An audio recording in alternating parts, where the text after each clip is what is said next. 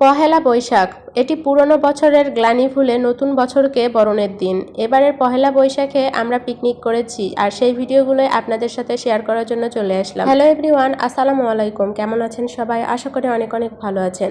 তো বৈশাখের আগের দিন আমরা সবাই মিলে হাতে একটু মেহেদি দিয়েছি। আমাদের হাতে মেহেদি দেওয়া কেমন হয়েছে অবশ্যই জানাবেন। আর এই যে আমাদের পিকনিকের বাজার সদাই সব করা হয়ে গেছে। আমাদের পিকনিকের মেনুতে ছিল গরুর মাংস, বেগুন ভাজা, ডিমের ভুনা, সাদা পোলাও, শসা, এই সব কিছু আর কি। পিকনিকের মেনুগুলো কেমন হয়েছে অবশ্যই জানাবেন।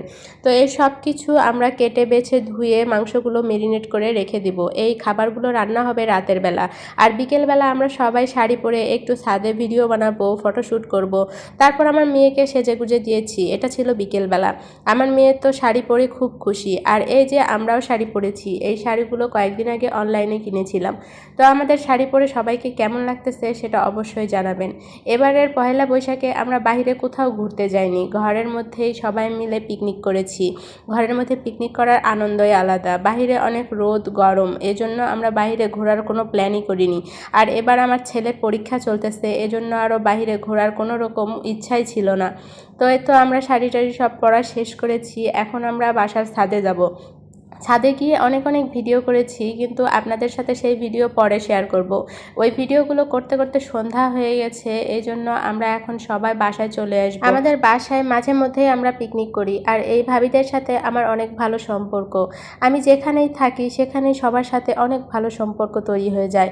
আমার স্বামীর চাকরির সূত্রে আমি বিভিন্ন জায়গায় থেকেছি, কখনো রংপুর, কখনো বরগুনা, কখনো যশোর, আবার এখন ঢাকায়। তো যেখানে যেখানে থাকি সেখানে পিকনিক হয়েই থাকে। আর সেগুলো স্মৃতি হয়ে থাকে। আর সেই স্মৃতিগুলো এখনও আমার বেশ মনে পড়ে।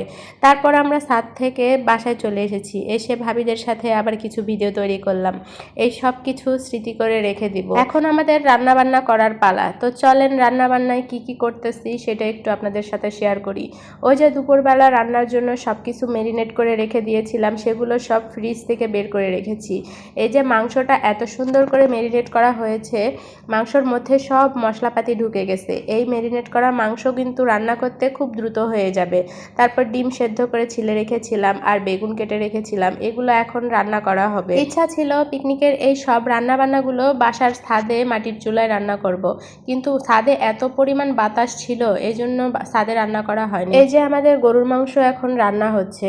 গরুর মাংসতে আমরা কয়েকটা আলু দিয়েছি। গরুর মাংসতে আলু দিয়ে খেতে কিন্তু বেশ মজা লাগে। রান্না বান্না আমাদের হয়ে গেছে। তো এদিকে বেগুন ভাজা হয়ে গেছে, শসা কেটে রাখা হয়েছে, এটা ডিম ভুনা হয়ে গেছে। আর এই যে সাদা পোলাও, পোলাওটা রান্না অনেক সুন্দর হয়েছে, খুব সুন্দর ঝরঝরে। তো এখন খাওয়া দাওয়ার পালা। এই তো খেতে বসেছি। খেতে বসে অর্ধেক খাওয়া শেষ, সেই সময় আমার মনে পড়েছে যে ভিডিও তো করা হয়নি আর আপনাদের সাথে শেয়ারও করা হয়নি। এই যে দেখেছেন খাওয়া প্রায় শেষের দিকে। তো যাই হোক, আমার এই পুরো ভিডিওটা আপনারা কে কে দেখেছেন সেটা অবশ্যই কমেন্টে জানাবেন। আর আমাদের পিকনিকটা আপনাদের কেমন লাগলো সেটাও জানাবেন।